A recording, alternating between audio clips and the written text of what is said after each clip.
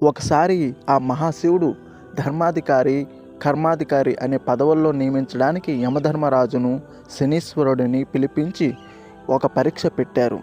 వారికి ఒక మునీశ్వరుని భార్యను అలాగే ఒక వేశ్యని చూపించి వీళ్ళిద్దరిలో స్వర్గానికి ఎవరు వెళతారు, అలాగే నరకానికి ఎవరు వెళతారు అని ఒక ప్రశ్నను సంధించారు. అప్పుడు యమధర్మరాజు ఋషి భార్యను స్వర్గానికి, వేశ్యను నరకానికి పంపించాలని చెప్పాడు. కానీ శనీశ్వరుడు దానికి నాకు కొంత సమయం ఇవ్వాలని వారిద్దరిని పరీక్షించి వస్తానని చెప్పి వెళ్ళాడు. ఆ సమయంలో ఋషి భార్య, వేశ్య వేరువేరు తోటల్లో పుష్పాలను కోస్తున్నారు.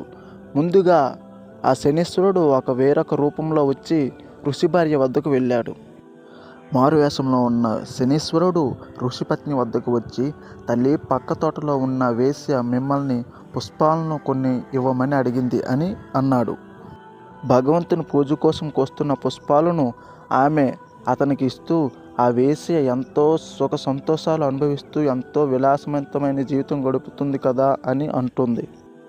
అప్పుడు శనీశ్వరుడి రూపంలో ఉన్న వ్యక్తి, నువ్వు చేస్తుంది తప్పో ఒప్పో తెలుసా? భగవంతుని కోసం కోసిన పువ్వులను నువ్వు ఒక వేశ్యకి ఇస్తున్నావు, అవి వేటికి ఉపయోగిస్తుందో నీకు తెలుసు కదా అని అడుగుతాడు. అప్పుడు ఆమె, నాకు తెలుసు, అయినప్పటికీ తీసుకెళ్ళు అని చెప్తుంది.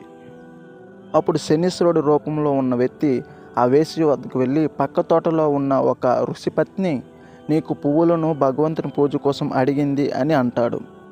అప్పుడు ఆ వేశ్య ఎంతో సంతోషిస్తూ, ఈ రోజైనా ఈ పువ్వులకు ఆ యొక్క దేవుని చేరే భాగ్యం కలిగింది అంటూ ఆ పూలను తీసి అతనికి ఇచ్చివేసింది.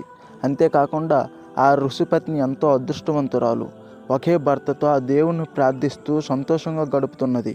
అలాంటి భాగ్యం నాకు కలగలేదే అని బాధపడుతుంది. అప్పుడు ఆ శనీశ్వరుడు మహాశివుడు వద్దకు వెళ్ళి ఇలా చెప్తాడు, ఓ దేవాది దేవా, ఇప్పుడు నేను ఇద్దరిని పరీక్షించాను.